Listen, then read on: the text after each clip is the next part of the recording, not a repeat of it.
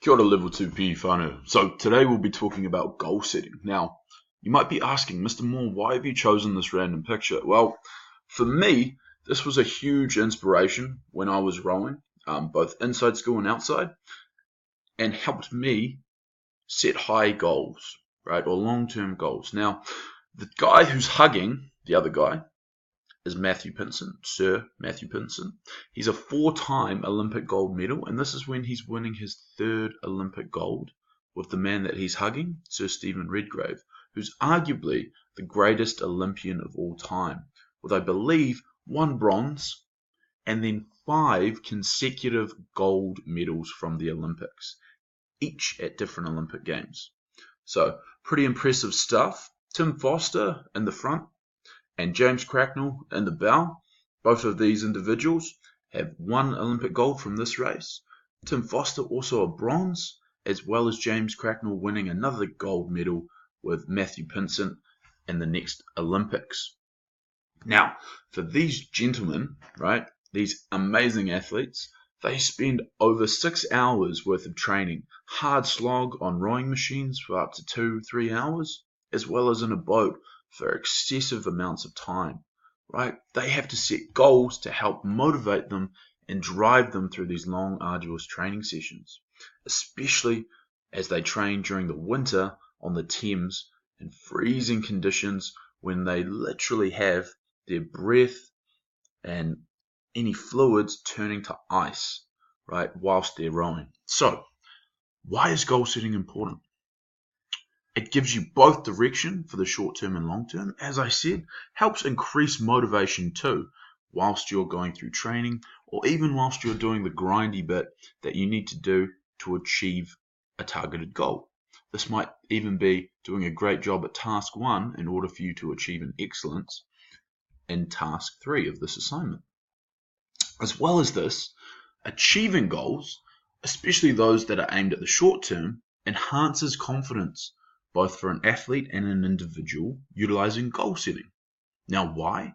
Well, if you start hitting short-term goals, right, you're hitting targets, it indicates that you're making progress, to achieving a long-term goal.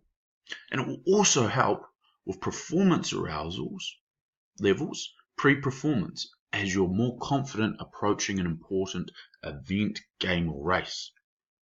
So, long-term goals. What's the importance or the significance of them? Now, a long-term goal is one that you aim to achieve, obviously, in the long term.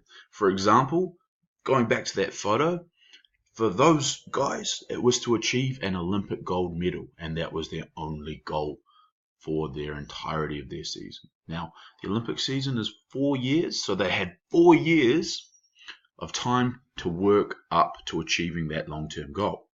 So, they're goals that are large and are often achieved after a long period of time, again indicated by our example. They often seem far away and can be very similar to a dream. Now, remember, or I hope you know already, that a dream is something that you dream. The difference between a dream and a goal is simply having a plan to achieve that dream, turns it into a long-term goal. Long-term goals also can be achieved by achieving short-term goals that relate to the overall goal. This makes the long-term goal far easier to achieve and a reality, and it gives you a solid pathway towards that, which is what we're going to talk about right now. So, short-term goals. They're goals that are small and can be achieved over a relatively short period of time, whether it's a couple of weeks, a month, it all adds up. Short-term goals can be linked together to create a path to achieving a long-term goal. So you can see on the right, it's a picture of stairs, right? So as you achieve your smaller short-term goals, they act as stairs towards your long-term goal, your main goal. Or you can think of it a different way, like stones leading over to the other side of a riverbank. You cross each stone, achieve each short-term goal, and then you reach your main one. For example, if we go back to the British 4 at that Sydney Olympics in 2000, now they had goals set out to try and win some of the world championship races. They did that for the majority of their seasons, as well as hitting specific targets in training, which demonstrated to them that they were ready already to achieve this goal when they reached, they achieved the short-term goals, being those erg tests, racing tests, times based off percentage of original Olympic rowing times, and thus it instilled confidence that they were achieving their short-term goals and they were ready to achieve their main goal when they finally reached that Olympic A final. So, something that is also important when we're setting goals is the SMART principle. Now, I know it seems pretty straightforward, but you want your goal to be S, specific, right? It's all very well and good to aim for an Olympic gold medal in a sport that you're passionate about or pursuing, or even the highest epilon there.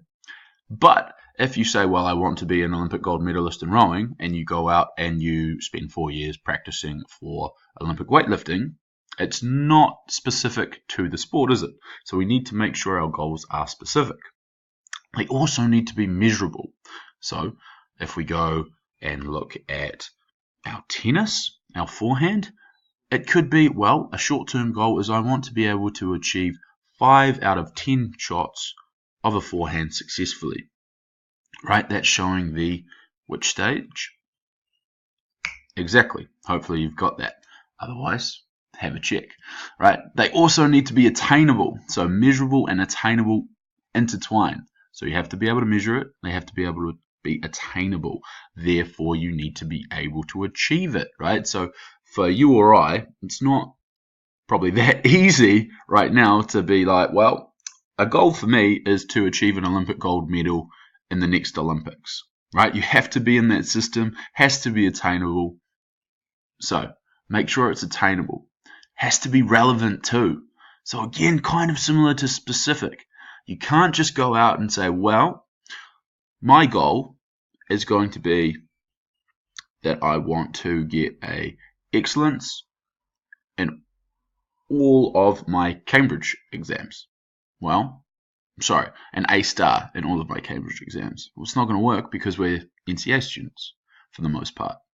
Or I want to get an A star in physical education in the end of year exam. There isn't one. It's not relevant, so rethink it, right? It would be far more beneficial to say I want to achieve the highest grade I can within my NCA internals this year for physical education, i.e. an excellence. And it must be time-based too. You can't just say, oh, I want to win this. Or I would like to achieve my long-term goal of representing myself at the Olympics and my country. Okay, but when?